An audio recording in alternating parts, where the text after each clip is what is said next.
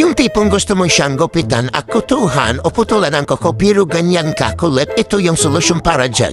Ito na yun guys, yung solusyon sa mga problema natin para mapadali ang paggupit sa ating mga aso at pagputol sa kuko. Dahil sa sobrang kulit nila, ito na yun guys. Kaya mag-order na kayo, check out lang ito yun. Ayan.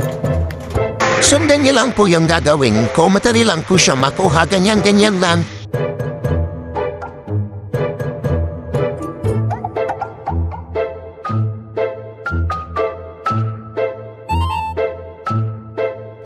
So ayan na nga, nakasabi na yung ating cute na aso at ito yung gunting na gagamitin natin o nail cutter para sa aso.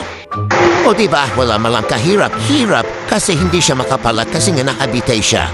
Sobrang ganda niya guys, legit na legit.